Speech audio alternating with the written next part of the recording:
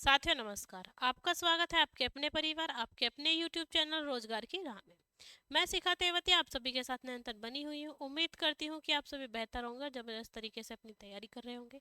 जैसा कि आप सभी जानते हैं, आज हम बात करने वाले हैं किसकी, आपके जीएस की प्रैक्टिस सेट की, वो भी किसको ध्यान में रखते हुए, आपका आरपीएफ कांस्टेबल के जो एग्जाम शुरू होने वाले हैं उनको मद्देनजर रखते हुए हमने जीएस का प्रैक्टिस सेट स्टार्ट किया है, जो कि हमारा टोटली 50 क्वेश्चंस का होने वाला है।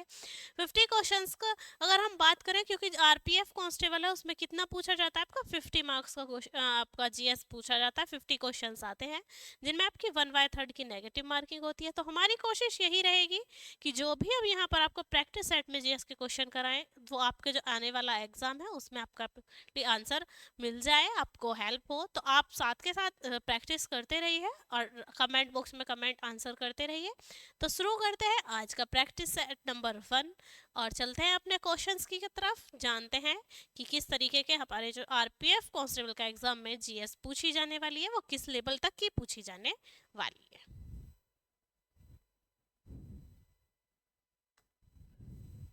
ठीक है, जिस तरीके से हमारा फर्स्ट क्वेश्चन दिया गया है, उद्योग आधार मेमोरेंडम योजना का उद्देश्य क्या है, यानी ये योजनाएं होती है, ये पूछ ली जाती है। तो ये योजना किसके आधार पर है, आपकी उद्योग के आधार पर।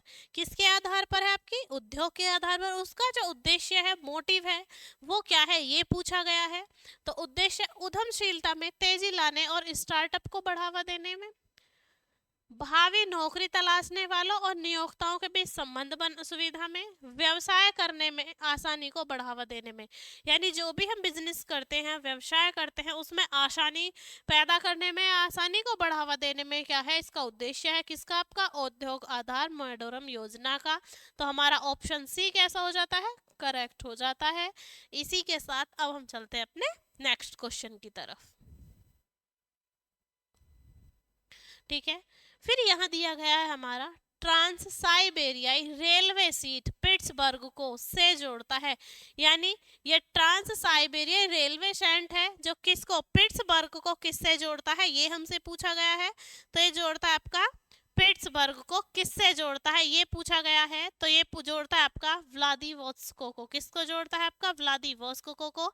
यानी ट्रांस साइबेरिया ये रेलवे सेंट पिट्सबर्ग को व्लादिवोस्टोक से जोड़ता है। तो हमारा ऑप्शन नंबर डी करेक्ट हो जाता है। इसी के साथ अब हम चलते हैं अपने नेक्स्ट क्वेश्चन की तरफ। ठीक है, नेक्स्ट क्वेश्चन है हमारा महमूद बेगड़ा। क्या है, महमूद बेगड़ा किस क्षेत्रीय साम्राज्य के प्रसिद्ध सुल्तान थे, यानी जो महमूद बेगड़ा थे वो किसी राज्य के प्रसिद्ध सुल्तान रहे हैं। तो बात की जा रही है कि किस राज्य के वो सुल्तान, किस क्षेत्र के वो सुल्तान रहे हैं, जौनपुर के, मालवा के, गुजरात के या बंगाल के। तो जो महमूद बेगड़ा थे वो रहे हैं आपके गुजरात के। कहाँ के रहे हैं, गुजरात के, यानी कि हमारा जो ऑप्शन नंबर सी है वो करेक्ट आंसर हो जाता है कि महमूद बेगड़ा गुजरात क्षेत्रीय साम्राज्य के प्रसिद्ध सुल्तान रहे हैं। कहाँ के रहे हैं, प्रसिद्ध सुल्तान रहे हैं। महमूद बेगड़ा जो थे, या उन्हें हम कह सकते हैं महमूद शाह प्रथम। क्या कह सकते हैं, महमूद शाह प्रथम भी कह सकते हैं, जो कम आयु में ही आपका गद्दी पर बैठे थे। इसके बाद हम बात कर लेते हैं अपने नेक्स्ट क्वेश्चन की। ठीक है, फिर यहाँ दिया गया है हमें वस्तु एवं सेवा कर। क्या दिया हुआ है, जीएसटी, यानी जीएसटी से रिलेटेड क्वेश्चन है ये। जीएसटी के संबंध में कौन सा कथन सही नहीं है, यानी जो हमें 4 ऑप्शन दिए गए हैं वो अकॉर्डिंग टू जीएसटी कौन सा हमारा करेक्ट नहीं है, ये हमसे पूछा गया है। अंतरराज्य वस्तु और सेवाओं के लेन देन पर एकीकृत जीएसटी लगाया जाएगा, हाँ जी ये बात करेक्ट है आपकी। विशेष महत्व के घोषित सामान की अवधारणा समाप्त कर दी गई है, ये बात गलत है। क्या है, ये गलत बात है, ये बात सही है आपकी। फिर है, आगे देखते हैं। राजस्व के नुकसान के लिए राज्यों को 5 वर्ष के लिए मुआवजा मिलेगा। जीएसटी वैट विधि द्वारा एकत्रित किया जाएगा, यानी जो जीएसटी है वो वेट विधि द्वारा, किसके द्वारा, वेट विधि द्वारा एकत्रित किया जाएगा। तो हमारी ये सारी बातें कैसी थी, ठीक थी। हमसे क्वेश्चन में क्या पूछा है कि जीएसटी के संबंध में यानी वस्तु एवं सेवा कर के संबंध में कौन सा कथन सही नहीं है। तो हमारा कौन सा कथन गलत था, बी, क्योंकि जो विशेष वस्तु है क्या उस सामान पर कोई जीएसटी नहीं लगेगी, उस पर भी तो जीएसटी लगेगी। तो ये क्या हो जाता है, हमारा गलत हो जाता है। तो हमारा option number B correct answer हो जाता है। इसी के साथ हम चलते हैं अपने नेक्स्ट क्वेश्चन की तरफ। ठीक है, फिर हम देखते हैं अपना नेक्स्ट क्वेश्चन। यहाँ दिया गया है गतिज श्यानता की इकाई क्या है। गतिज श्यानता से मतलब है आपका कि जो श्यानता है हम साइंस में पढ़ते हैं, विस्कोसिटी, श्यानता। किसी भी जो पदार्थ है उसके बहने का जो गुण है वो क्या है, हमारी श्यानता है। अब बात हमसे पूछिए किसकी, कि जो श्यानता है उसका जो हमारा गतिज श्यानता की इकाई है वो क्या है। तो गतिज श्यानता की जो यूनिट होती है वो होती है पॉइज। क्या होती है आपकी, पॉइज। कैंडला आपकी ज्योति तीव्रता की, वाट शक्ति की, और पास्कल किसकी होती है आपकी, दाब की।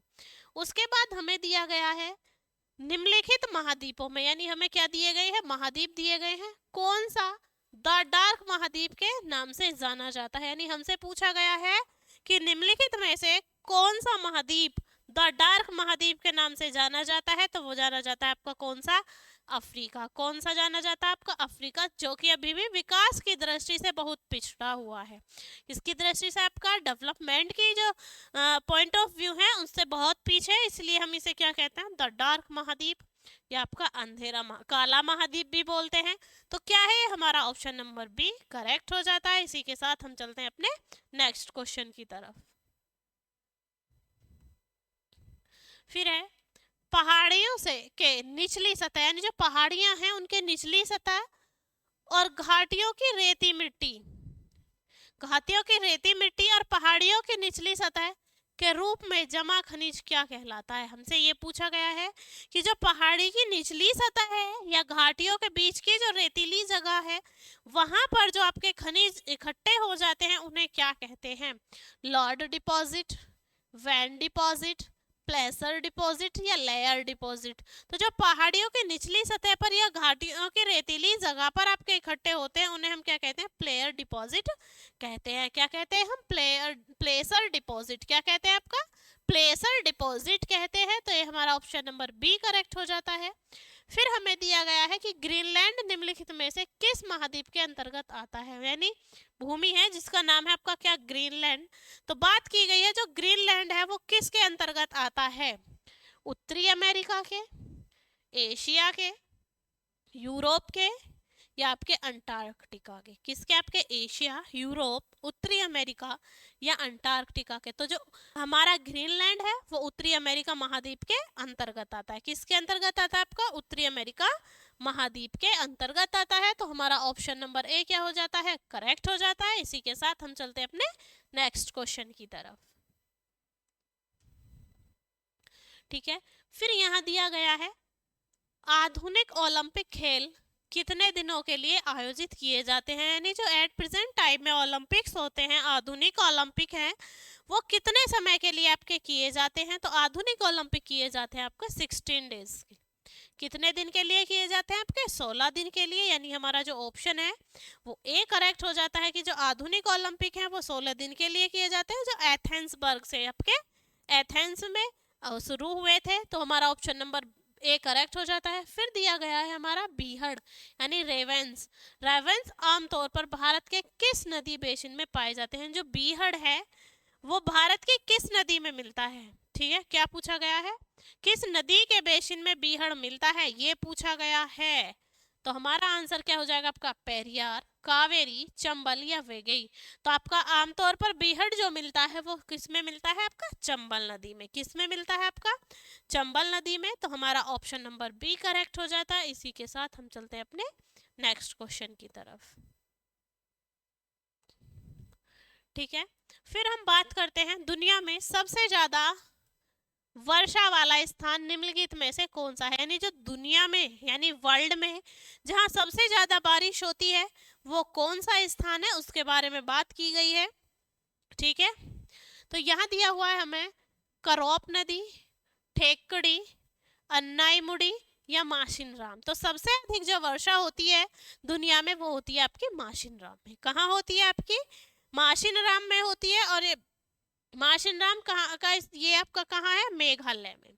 कहाँ है? मेघालय में। यहाँ क्या होती है आपकी सबसे ज्यादा अधिक वर्षा होती है? माशिनराम मेघालय में।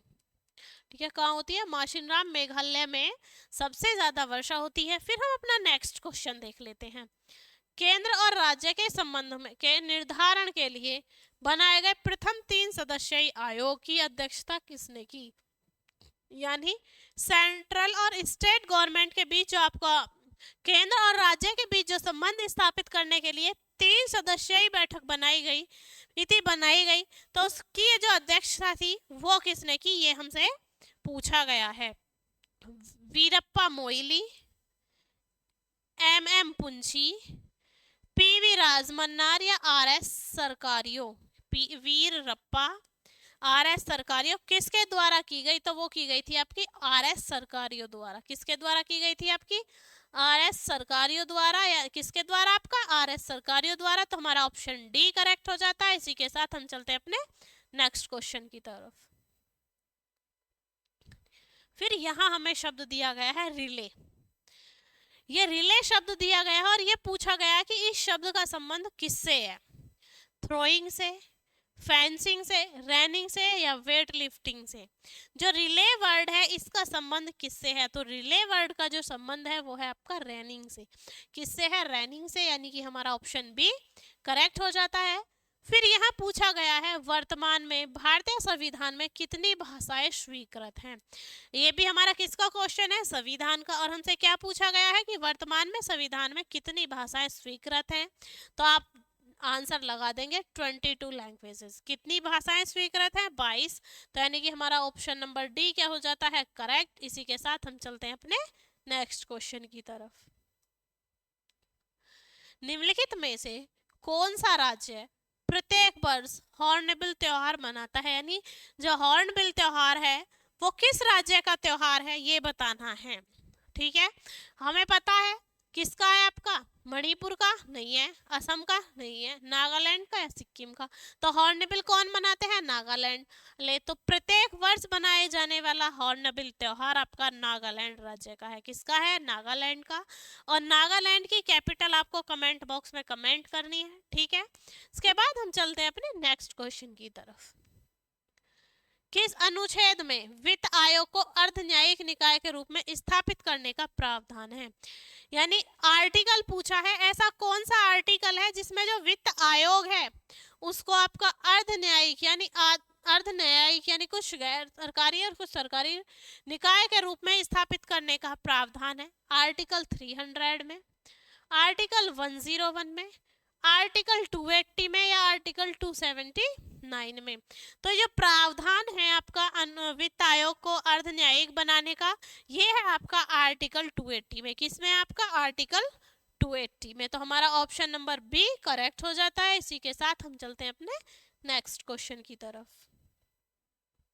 ठीक है, फिर यहाँ दिया गया है कि नीति आयोग के अध्यक्ष कौन है? तो कौन होता है नीति आयोग का अध्यक्ष? नीति आयोग का अध्यक्ष कौन होता है? आपका प्रधानमंत्री। कौन होता है? प्रधानमंत्री। और नीति आयोग की स्थापना कब हुई थी?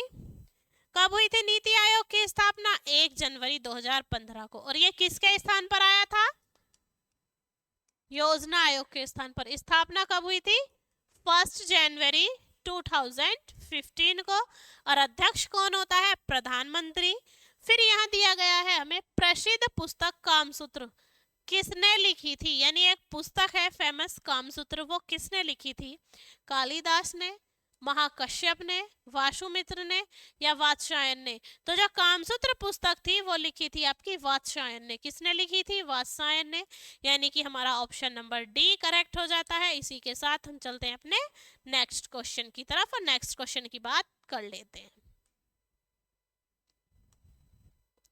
ठीक है, फिर यहाँ दिया गया है एक्सरे की खोज किसने की थी?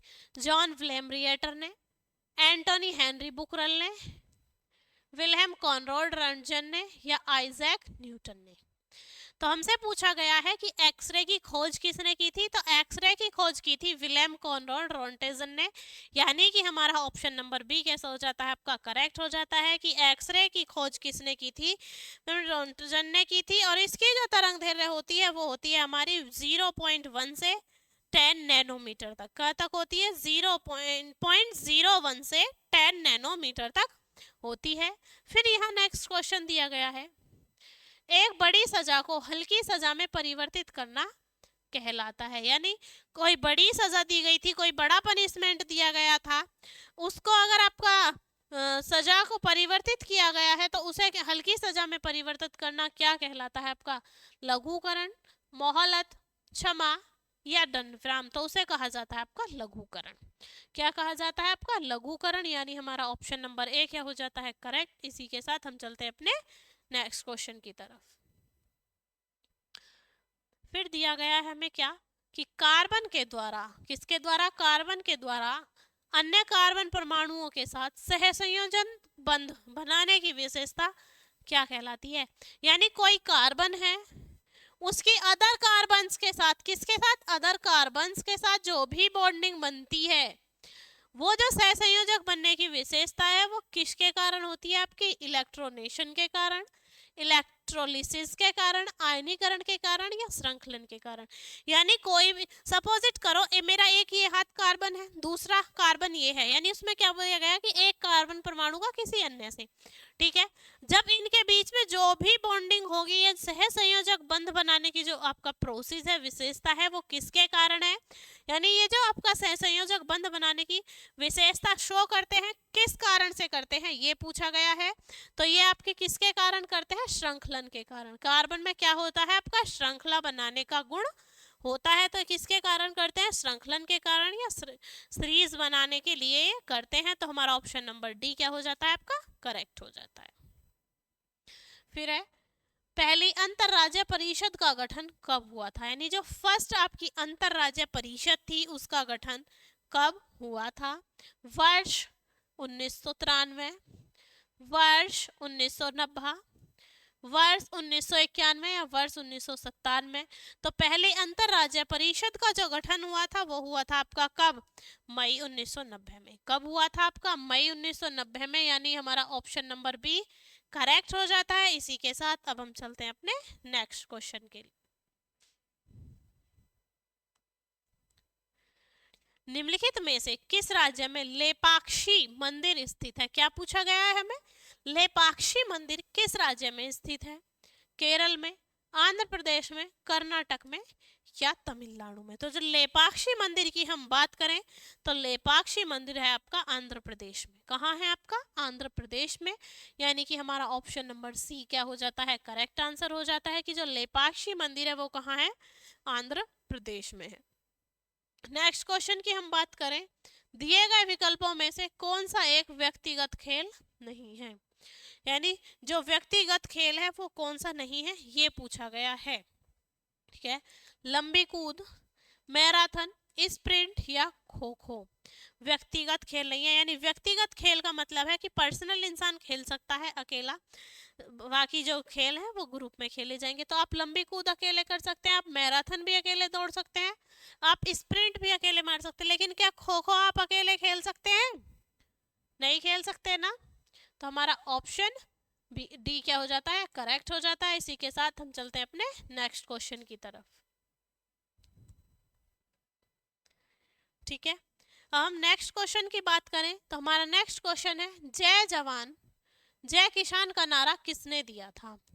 क्या क्वेश्चन है हमारा, जय जवान जय किसान का नारा किसने दिया था, सरदार वल्लभ भाई पटेल ने, जवाहरलाल नेहरू ने, इंदिरा गांधी ने या लाल बहादुर शास्त्री ने। तो जय जवान जय किसान का जो नारा दिया था वो दिया था आपका लाल बहादुर शास्त्री ने। किसने दिया था आपका, लाल बहादुर शास्त्री ने, सेकंड पीएम रहे, ठीक है। इसके बाद हम बात करते हैं नेक्स्ट क्वेश्चन की, भारत ने किस वित्तीय वर्ष में IMF के के साथ विस्तारित निधि सुविधा समझौता पर हस्ताक्षर किए। यानी ये हमारा किसका क्वेश्चन है, इकोनॉमिक्स से। क्या पूछा है कि भारत ने किस वित्तीय वर्ष में IMF के साथ अपने जो सिग्नेचर थे वो साझा किए थे, हस्ताक्षर किए थे। 2011-12 में, 1981-82 में, 91-92 में, या 2001-2002 में। तो ये किए थे आपके 2001-2002 में। किसके साथ, आपका IMF के साथ। साझा किसने किया था, भारत की जो विस्तारित निधि सुविधा थी उसके समझौते पर हस्ताक्षर किए गए थे भारत के द्वारा। कब, 2001-2002 में। तो हमारा ऑप्शन नंबर डी करेक्ट हो गया। इसी के साथ हम चलते हैं अपने नेक्स्ट क्वेश्चन की तरफ। ठीक है, यहाँ दिया गया है क्वेश्चन, एक घटना यानी कोई भी एक्सीडेंट है जिसमें पेरुवियन तटीय प्रदेश में गर्म समुद्री लहरें बहती हैं, उसे कहा जाता है। यानी जो पेरुवियन आपका तटीय प्रदेश है उसमें गर्म हवाएं अगर बहती हैं तो उन्हें क्या कहा जाएगा, ये हमसे पूछा गया है कि जो गर्म हवाएं बहती हैं उन्हें क्या कहा जाता है। हिंद महासागर द्विध्रुव, मेडेन जूलियन ऑसिलेशन, अल्नीनो या लानिन। तो उन्हें बोलते हैं अल्नीनो। जो गर्म हवाएं पेरुवियन तट से बहती हैं उन्हें हम क्या कहते हैं, अल्नीनो कहते हैं। तो हमारा ऑप्शन नंबर बी करेक्ट हो जाता है। इसी के साथ हम चलते हैं अपने नेक्स्ट क्वेश्चन की तरफ। और नेक्स्ट क्वेश्चन है हमारा, प्रसिद्ध खिलाड़ी खवासा जाधव, क्या है आपका, खवासा जाधव किस खेल से संबंधित हैं, निशानेबाजी, हॉकी, कुश्ती या भारोत्तोलन। यानी क्या पूछा गया है हमसे कि जो प्रसिद्ध खिलाड़ी हैं जाधव वो किस खेल से संबंधित हैं, ये हमसे पूछा गया है। तो वो है आपके कुश्ती से। किससे हैं, आपके कुश्ती से। यानी हमारा ऑप्शन नंबर बी करेक्ट हो जाता है। इसी के साथ हम चलते हैं अपने नेक्स्ट क्वेश्चन की तरफ। फिर हम बात कर लेते हैं अपने क्वेश्चंस की। तो पृथ्वी के, ये कहाँ से आ गए, ज्योग्राफी से। पृथ्वी के घूर्णन के कारण उत्पन्न आभासी बल को क्या कहा जाता है। यानी जब पृथ्वी घूर्णन करती है उससे जो उत्पन्न बल होता है उसे क्या कहा जाता है, ये हमसे पूछा गया है। जब पृथ्वी घूर्णन करती है तो कौन सा बल उत्पन्न होता है, कोरियोलिस बल उत्पन्न होता है। कोरियोलिस फोर्स जो होता है वो उत्पन्न होता है। और गुरुत्वाकर्षण बल क्या होता है, जो पृथ्वी के गुरुत्व केंद्र से उत्पन्न होता है वो वाला फोर्स हमारा क्या रहता है, आपका गुरुत्वाकर्षण बल रहता है, जिससे सभी वस्तुएं ऊपर की तरफ न जाकर पृथ्वी की तरफ खिंचती हैं। वो है हमारा क्या, आपका गुरुत्वाकर्षण बल। फिर यहाँ दिया गया है आपका एंटीबायोटिक युक्त क्लोरीन, यानी एंटीबायोटिक युक्त क्लोरीन। उसके बाद है आपका जो सूक्ष्म जीवों को युक्त मिट्टी द्वारा उत्पादित होती है, सूक्ष्म जीव जो मिट्टी द्वारा उत्पादित करते हैं और जो टाइफाइड बुखार के इलाज के लिए प्रभावी है, उसका नाम क्या है। यानी एंटीबायोटिक युक्त क्लोरीन से एक मेडिसिन बनती है जो किसके लिए उपयोगी है, टाइफाइड बुखार के लिए उपयोगी है, उसका नाम क्या है। क्लोरोक्विन, क्लोरोजिन, क्लोरोमेफेनिकॉल या क्लोरोएथेनॉल। तो वो है आपकी एम्फेनिकॉल, जो कि किसके लिए उपयोगी है, आपके टाइफाइड बुखार के लिए उपयोगी है। और जो टाइफाइड बुखार होता है उसे हम आंत का ज्वर भी कहते हैं। कैसे कहते हैं, आंत्र ज्वर भी कहते हैं, आंतों का बुखार भी कहते हैं। तो हमारा ऑप्शन नंबर बी करेक्ट हो जाता है। इसी के साथ हम चलते हैं अपने नेक्स्ट क्वेश्चन की तरफ। यहाँ दिया हुआ है हमें, टेबल टेनिस से जुड़ा अंतरराष्ट्रीय शासी निकाय कौन सा है। AILA ये नहीं है, क्योंकि टेबल टेनिस में क्या आएगा आपका, डबल टी। साथ ही साथ कौन सा पूछ रहा है आपका, इंटरनेशनल। ठीक है, तो इंटरनेशनल टेबल टेनिस, तो ये ही आएगा फेडरेशन। यानी कि हमारा ऑप्शन नंबर बी क्या हो जाता है, करेक्ट हो जाता है। फिर यहाँ बात करते हैं हम नेक्स्ट क्वेश्चन की। तो हमें क्वेश्चन दिया गया आपका, भूमध्य सागर का प्रकाश स्तंभ। नहीं, ये जो हमें टेबल टेनिस वाला क्वेश्चन दिया गया इसमें पूछा अंतरराष्ट्रीय शासी, अंतरराष्ट्रीय शासी पूछा है, ये फेडरेशन हो जाएगा, इंटरनेशनल टेबल टेनिस फेडरेशन। लेकिन हमसे क्या पूछा है, शासी निकाय, फाउंडेशन पूछा है। तो foundation of international table tennis, यानी कि हमारा FIT जो होगा, FITT जो होगा वो करेक्ट आंसर है कि FITT टेबल टेनिस से जुड़ा अंतरराष्ट्रीय शासी निकाय है। ठीक है। उसके बाद हमारा नेक्स्ट क्वेश्चन है, भूमध्य सागर का प्रकाश स्तंभ है। जो भूमध्य सागर है उसका जो प्रकाश स्तंभ है यानी लाइट ऑफ एशिया जो है वो है आपका क्या, स्ट्राम्बोली। क्या है आपका, स्ट्राम्बोली, यानी कि हमारा ऑप्शन नंबर बी करेक्ट हो जाता है। स्ट्राम्बोली क्या है, एक ज्वालामुखी है जिसे एशिया का प्रकाश स्तंभ भी कहते हैं, तो हमारा ऑप्शन नंबर बी करेक्ट हो जाता है। इसी के साथ हम चलते हैं अपने नेक्स्ट क्वेश्चन की तरफ। फिर हमें दिया गया है, अधिग्रहण और नागरिकता को समाप्त करने के संबंध में कोई भी प्रावधान बनाने की शक्ति किसके पास है। यानी जब अधिग्रहण और नागरिकता की बात हो तो उसको समाप्त करने या उस संबंध में कोई भी बात आपके ऐड करने का जो आपकी शक्ति है वो किसके पास है, ये हमसे पूछा गया है। राष्ट्रपति, मंत्रिमंडल, प्रधानमंत्री या संसद। अधिग्रहण का मतलब होता है किसी की भूमि का अपना पर कब्जा कर लेना, तो वो क्या है हमारा अधिग्रहण। तो हमसे क्या पूछा गया है, अधिग्रहण या आपका नागरिकता, ये केस जो बदलाव करने हैं उनकी शक्ति किसके पास निहित है, वो हमसे पूछा गया है। तो वो है आपकी संसद के पास। किसके पास है, आपकी पार्लियामेंट के पास। तो हमारा ऑप्शन नंबर डी करेक्ट हो जाता है। फिर हमें दिया गया है आपका, प्रशासनिक सुधार आयोग की प्रारंभ में अध्यक्षता किसके द्वारा की गई थी। यानी जब प्रशासनिक सुधार आयोग बना तो जो उसकी अध्यक्षता थी वो किसके द्वारा की गई थी, ये हमसे पूछा जा रहा है कि प्रशासनिक आयोग की अध्यक्षता किसके द्वारा की गई थी। मोरारजी देसाई, हनुमंथैया, वीरप्पा मोइली या वीपी राजनावर। तो वो की गई थी आपकी मोरारजी देसाई के द्वारा। किसके द्वारा की गई थी, मोरारजी देसाई के द्वारा। तो हमारा ऑप्शन नंबर ए करेक्ट हो जाता है। इसी के साथ हम चलते हैं अपने नेक्स्ट क्वेश्चन की तरफ। जीवों की वह घटना क्या है, यानी जीवों की वह घटना जो आपके सूक्ष्म जीव हैं, आपके कोई भी ऐसी वस्तु जो आपकी क्या करती है, श्वसन लेने की क्रिया करती है, वो जीव है। कोई भी प्राणी जो श्वसन की प्रक्रिया करता है वो क्या है, जीव है। जिसमें मादा जनन कोश गर्भधान के बिना नए जीव बनाने के लिए विकसित होता है। यानी जीवों की ऐसी कौन सी घटना है जो किसी भी मादा जनन कोश गर्भधान के अलावा भी नए जीव बनाने की जो कैपेसिटी है वो रखता है, ये हमसे पूछा गया है। जेनोगैमी, मोनोगैमी, पार्थियोनोजेनिस और आपका सिंगेमी। तो वो है आपका पार्थिनोजेनेसिस। क्या है आपकी, पार्थिनोजेनेसिस, यानी कि हमारा ऑप्शन बी करेक्ट हो जाता है कि पार्थिनोजेनिस जो है आपका वो कैसा है कि जो बिना गर्भधान के ही नए जीवों की उत्पत्ति कर सकता है। फिर यहाँ दिया गया है हमें क्वेश्चन, सीधी रेखा के सापेक्ष वस्तु की गति को क्या कहा जाता है। यानी जब कोई सीधी रेखा में आपका गति कर रहा तो उस वस्तु के सापेक्ष उसकी गति को हम क्या कहते हैं, ये हमसे पूछा गया है।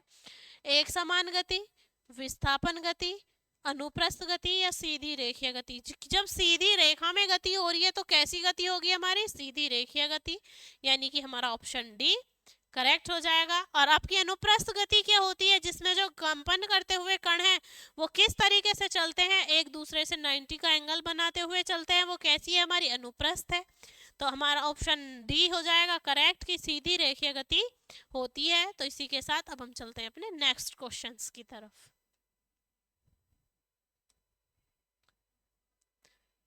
राष्ट्रीय विकास परिषद का अध्यक्ष होता है, यानी जो आपका नेशनल डेवलपमेंट काउंसलिंग होती है एनडीसी, इसका अध्यक्ष कौन होता है, ये हमसे पूछा गया है। प्रधानमंत्री, वित्त मंत्री, राष्ट्रपति या केंद्रीय गृह मंत्री। तो आपका राष्ट्रीय विकास परिषद का जो आपका होता है वो होता है हमारा प्रधानमंत्री, यानी हमारा ऑप्शन नंबर ए करेक्ट हो जाता है। फिर ये क्वेश्चन हमारा आ जाता है हिस्ट्री से। किससे आ जाता है, हिस्ट्री से। हड़प्पा सभ्यता के कस्बों का पैटर्न में रखा गया था circular grid, square grid, rectangular grid या रेडियल ग्रिड। जो हड़प्पा सभ्यता के घर थे, बिल्डिंग्स थी, उन्हें किस ग्रिड में रखा गया था, ये पूछा गया है। तो उन्हें रखा गया था आपका रेक्टेंगुलर ग्रिड में, यानी कि हमारा ऑप्शन नंबर बी क्या हो जाता है आपका करेक्ट। इसी के साथ अब हम चलते हैं अपने नेक्स्ट क्वेश्चन की तरफ। यहाँ दिया गया है, नीति आयोग के अनुसार भारत सरकार ने कब तक, यानी भारत सरकार ने कब तक किसानों की आय को दोगुना करने की योजना बनाई है। अकॉर्डिंग टू नीति आयोग ने क्या किया है कि जो किसान की आय को दोगुना करने की जो योजना बनाई है वो किस वर्ष तक पूरा करने की बनाई है, ये क्वेश्चन हमें दिया गया है।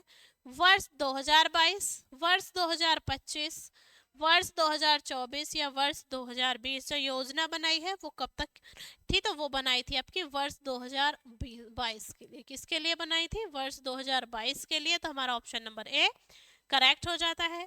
फिर है ताप के स्थानांतरण को किस उपकरण से मापा जाता है। ताप का स्थानांतरण, यानी ये जो शब्द दे दिया ये क्या है, कंफ्यूजिंग के लिए दिया है। ये सीधा ये भी तो पूछ सकता था कि ताप को किससे मापते हैं।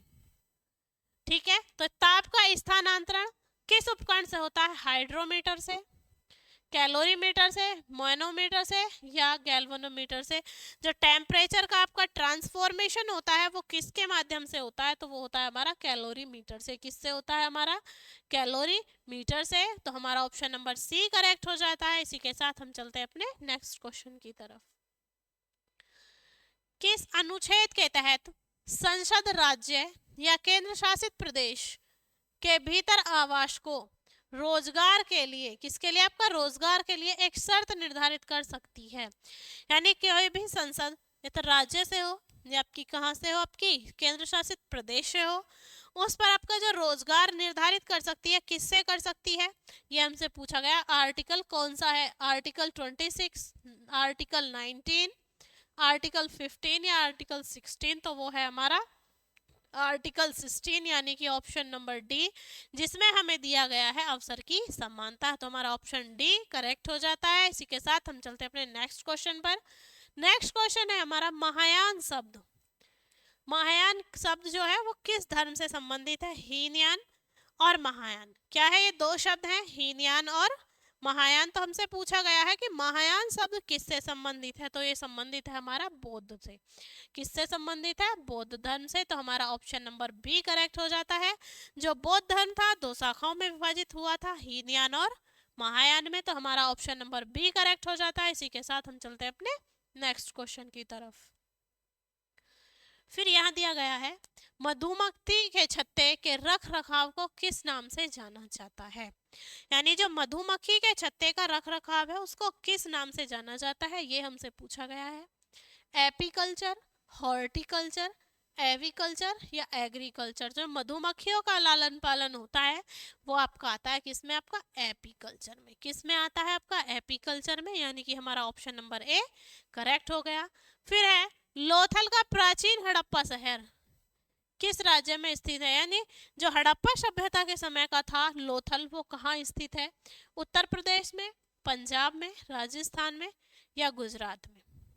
तो हमसे क्या पूछा है कि जो लोथल है वो एट प्रेजेंट में कहाँ है, तो वो है आपका कहाँ, गुजरात में। तो हमारा ऑप्शन नंबर सी करेक्ट हो जाता है। इसी के साथ हम चलते हैं अपने नेक्स्ट क्वेश्चन की तरफ। हिंडोला महल और जहाज महल किस क्षेत्रीय वास्तुकला से संबंधित है। यानी दो महल दिए गए हैं हमें, हिंडोला और जहाज। वो पूछा है हमसे क्या कि किस आपकी जो कला थी उससे वो संबंधित है, हिंडोला महल और आपका महल। तो वो है आपके मांडू क्षेत्र से। किससे है, मांडू क्षेत्र से। यानी कि हमारा ऑप्शन नंबर ए क्या है, करेक्ट आंसर है। फिर दिया गया है हमें पेरिप्लेनेटा अमेरिकाना का साधारण नाम क्या है। यानी पेरिप्लेनेटा अमेरिकाना का नाम साधारण पूछा गया है कि इसका साधारण नाम क्या है। तो आपका क्या है, पेरिप्लेनेटा कहते हैं हम किसको, कॉकरोच को, और अमेरिकन कॉकरोच। यानी कि हमारा ऑप्शन नंबर बी करेक्ट हो जाएगा। पेरिप्लेनेटा अमेरिकाना किसका ऑप्शन हमारा है, आपका अमेरिकन कॉकरोच का। यानी कि ऑप्शन बी करेक्ट हो गया। अब चलते हैं हम नेक्स्ट क्वेश्चन की तरफ। फिर है राष्ट्रपति का अध्यादेश जारी किया जा सकता है। यानी जो राष्ट्रपति अध्यादेश देगा वो कब कब जारी किया जा सकता है, ये हमसे पूछा गया है। ठीक है, समान सीमाओं वाले प्रावधानों पर संसदीय अधिनियम के रूप में। यानी जो समान सीमाएं हैं वहां पर पूछा जा सकता है।